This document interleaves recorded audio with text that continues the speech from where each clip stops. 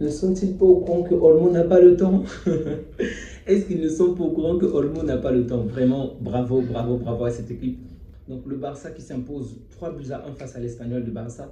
Une équipe qui autrefois était vraiment tatillante, une équipe qui nous mettait souvent dans de mauvaises postures. Mais aujourd'hui, on a réussi à battre cette équipe assez facilement, on va le dire. Bien évidemment, il y a une seconde période dont on va parler, mais dans l'ensemble, le match était déjà assez maîtrisé. Du coup, facilement, on a éteint le match pendant les 30 premières minutes. Vraiment, c'est ça le truc. On a éteint le match. Et ce n'est pas la première fois. Depuis un certain temps, peut-être contre le Real, c'est peut-être l'exception entre le Real et le Bayern, mais depuis un certain temps, on arrive facilement à éteindre nos adversaires dans les 30 premières minutes. Il y a ses avantages et des inconvénients. Déjà, les inconvénients, on a ce genre de seconde période. Ben, les avantages, on a moins de stress dès le début du match, ce qui est déjà fameux. Salut les amis, j'espère que vous allez bien. De mon côté, tout se passe merveilleusement bien.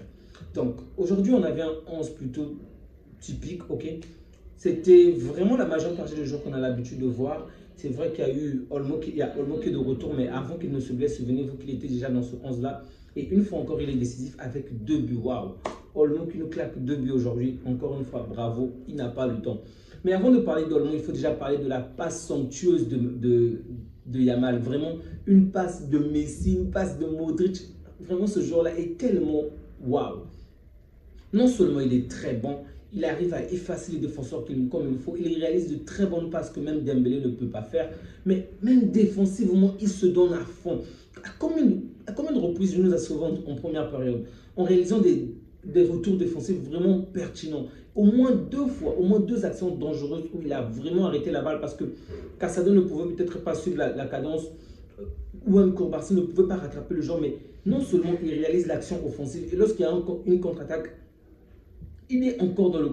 Il va dans la direction opposée pour aller attaquer et pour aller contre-attaquer et faire le travail. Vraiment, bravo, bravo, bravo à Yamal parce que mentalement, il est là, il est grand, il est assez intelligent mentalement. Vraiment, je suis ravi de le voir jouer. Il fait de très bonnes choses et il me satisfait vraiment. Là, je ne vous parle pas juste de son côté individuel, de ce qu'il arrive à faire lui par lui-même. Même sa participation collective est juste waouh. Bravo à Yamal et excellente passe.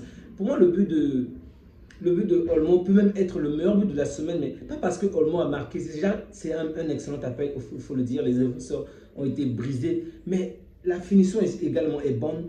Mais la passe que Yamal réalise, waouh! Les dribbles qu'il fait, waouh! Ce petit a du talent, vraiment il a du talent. Et ça me fait énormément plaisir de voir Olmo être de retour aujourd'hui. Olmo, qui est censé être derrière lui, se retrouvait facilement devant lui. Et au final, c'était comme si Olmo était devenu le 9 et Lewandowski a un 9,5 ou un 10. Vraiment, Lewandowski a énormément décroché aujourd'hui. C'est vrai que sa présence a peut-être attiré les défenseurs. Ok, il n'a pas été fameux aujourd'hui. Sa présence a attiré les défenseurs. Du coup, ça a libéré certains joueurs comme Olmo, comme Rafinha dans certaines actions. Mais moi, j'aurais souhaité qu'il soit encore devant et qu'il marque. N'oubliez pas que mon souhait à moi, c'est qu'il puisse être non seulement le Pichichi pour cette Liga, mais qu'il aille jusqu'à remporter le Ballon d'Or. Parce que je pense que c'est le joueur qui le mérite depuis tellement longtemps. Et malheureusement, à cause de certaines circonstances, il ne l'avait pas obtenu. Donc pour moi, je veux vraiment qu'il soit au top dans toutes les compétitions. Donc Lewandowski ne marque aujourd'hui. Et on pouvait même le voir à un moment de la seconde période. Bon, fin première période et seconde première période. Début seconde première période. Il y avait un peu de la frustration, ok. Mais bon. Ensuite, il est revenu dans le jeu et il a énormément participé comme il le fallait. Donc Lewandowski qui est peut-être sur une ligne moins bonne que par rapport aux autres. Que dire de Rafinha? Rafinha, ses appels sont exceptionnels. Lui également, il fait l'appel à Courbarcy, je crois c'est entre Courbarcy ou Casado. Le mec passe devant Lewandowski, il passe directement devant jusqu'à aller marquer. En fait, même s'il ne marquait pas, admettons qu'il avait raté, on devait forcément siffler le penalty parce que le gardien se jette contre lui. Donc, excellent appel, excellente finition. Ce Rafinha-là me pâte, vraiment, il me pâte. Je ne peux qu'être ravi. J'espère qu'il va encore et encore s'améliorer. C'est ce que je souhaite pour tous nos joueurs. Ok. Le défaut avec Xavi, c'est qu'il avait bien commencé avec certains joueurs et ensuite on a vu qu'on terminait finalement sur une pente descendante. Donc les joueurs ne progressaient plus. Ils regressaient petit à petit. Et j'espère jusqu'avec Flick, nos joueurs vont continuer à progresser. C'est surtout ça le plus important. Okay? Tu n'es peut-être pas le meilleur aujourd'hui, mais que tu puisses continuer à croître, à évoluer. C'est vraiment la chose la plus importante. Donc, Rafinha qui est sur une très très bonne lancée, bravo, il est une fois encore décisif. Vraiment dans cette équipe, tout le monde peut faire la passe, vraiment. Tout le monde sait faire la passe et ça c'est juste à féliciter. En fait, un défenseur peut te donner un banger, un attaquant, un milieu. Les passes sont juste millimétrées, calculées, vraiment, c'est tellement beau. Il y a même des actions qui ne se terminent pas en but, malheureusement, mais les passes que les milieux du terrain réalisent, les passes que les défenseurs réalisent, que ça puisse être Koulibaly, que ça puisse être Casado le milieu, Martinez le défenseur, Hector Ford, ce sont de très très bonnes passes, vraiment de très très bonnes passes.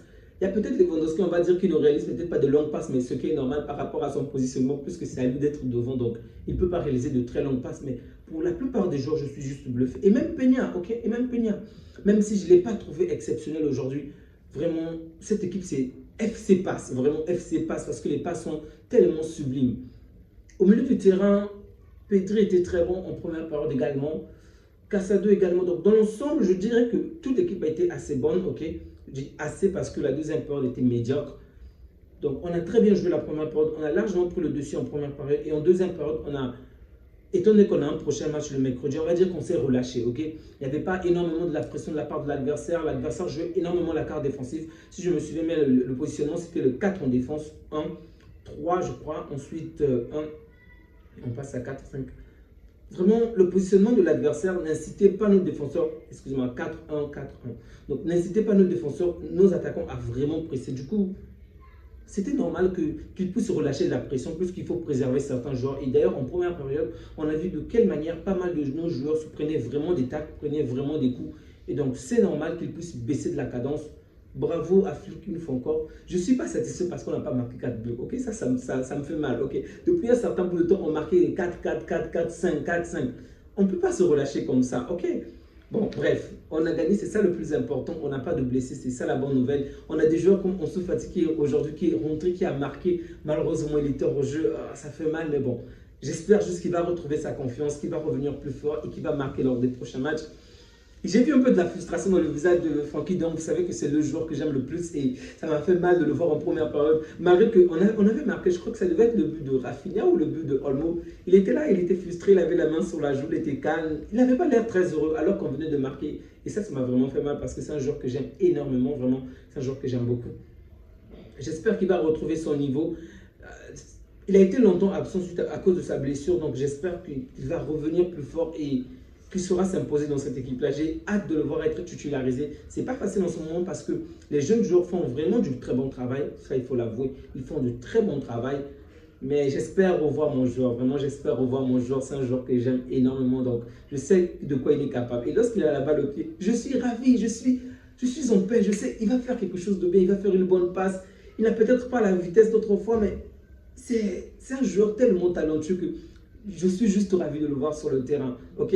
Donc, on a aussi vu une réelle différence entre Hector Ford et Koundé. Je m'attends pas à ce que Hector Ford soit aussi fort que Koundé ou meilleur que Koundé. Non, ça, c'est pas possible pour l'instant. Koundé est de très très loin peut-être l'un des meilleurs défenseurs en Europe en ce moment. Vraiment, pour ne pas dire sur toute la planète, vraiment Koundé est l'un des meilleurs en ce moment, je précise. Il est très très fort, il fait de très bonnes choses et on a vraiment vu la différence lorsque Hector Ford est là et lorsque Koundé est là. Hector Ford a réalisé de très bons arrêts défensifs, je précise. Il a fait une très bonne première période. La seconde période, comme la plupart des joueurs, c'est mitigé. Mais l'entrée de Koundé, on voit de quelle manière même Yamal est plus épanoui. Offensivement, on est encore meilleur. Il arrive à se lancer, il arrive à effacer les défenseurs, effacer les joueurs adverses. Mais c'est pas toi de le faire, vraiment. Et pitié, ce sont tes collègues défenseurs. Il va juste dans le camp adverse jusqu'à combiner avec Yamal, combiner avec d'autres joueurs dans le camp adverse, devant la surface adverse. Et ça, on le voit pour l'instant, Hector Ford n'a pas encore atteint ce niveau. Baldé, je dirais, Baldé le fait assez bien, ok, jusqu'à se projeter dans le vent, le camp adverse, éliminer, faire les passes. Mais comme je le dis toujours, dans les dernières lignes, ce n'est toujours pas encore. C'est encore pas bon. Avec le Real ou contre le Paris, contre le Bayern, c'était quand même déjà mieux. Mais là, je pense qu'il est encore baissé en cadence. Je pense qu'il doit davantage s'améliorer sur ce point. Martinez qui nous a sauvé également pas mal de fois en réalisant des arrêts plutôt décisifs. Lorsque l'adversaire arrivait parfois à prendre Koulibaly, à prendre Baldé, mais il y avait constamment le pied de Martinez. Constamment, Martinez pouvait devancer le joueur. C'était très bien. Vraiment, j'aime cette défense. Ok. Lorsque l'un commet une faute, l'autre arrive facilement à le rattraper. J'aime nos attaquants parce que même lorsque nos défenseurs ne peuvent vraiment pas arrêter l'adversaire, ne peuvent pas stopper l'adversaire, on voit un attaquant revenir. On l'a vu, je l'ai déjà parlé avec Yamal. On l'a également vu avec Rafinha, ok, au moment où je crois que ça devait être pas Koundé, ça devait être Hector Ford. Il a vraiment pressé l'adversaire, mais il ne pouvait pas récupérer la balle. Il a juste mis de la pression à l'adversaire. Et au moment que l'adversaire se débattait à récupérer la balle pour effacer le joueur, ben, Rafinha était là pour sortir la balle. Vraiment, cette cohésion du groupe me fait tellement plaisir. Semble que ce Barça est tellement fort en ce moment que, en fait, on est pour l'instant la meilleure équipe d'Europe. Ça, il faut être ça. Et les statistiques le prouvent que ça puisse être en termes de buts. On éclate tout le monde. Nos passeurs sont. On a des passeurs, on a des buteurs dans toutes les lignes. Vraiment, on est la top équipe, je précise pour l'instant. Parce que de base, c'est City. Mais City est sur une mauvaise lancée depuis un certain temps à cause de ses nombreuses blessures. Du coup, la place nous est offerte en fait. Donc, j'espère qu'on va continuer sur cette lancée. Sinon, on va faire que s'améliorer. On se prépare pour le mercredi. On se prépare pour le mercredi contre l'Étoile Rouge de Belgrade. J'espère qu'on va taper. Sincèrement, même si on gagne par 3 buts à 0, je serai frustré. Au minimum 4 buts. Au minimum 4 buts. Pas moins de 4 buts. Les amis, je vous souhaite une agréable soirée. Prenez bien soin de vous ainsi que de votre. Et surtout, n'oubliez pas de soutenir la chaîne à travers les likes, les partages. Ça me fait énormément plaisir. Et même les commentaires, ok? Ça me fait plaisir et je fais le tout possible pour vous répondre le plus rapidement possible. Pour l'instant, ce sont des shorts qui explosent la baraque, mais j'espère que les longs formats également vont revenir, vont reprendre cette première place. Prenez soin de vous et que Dieu vous garde et merci pour tout ce que vous faites. Au revoir.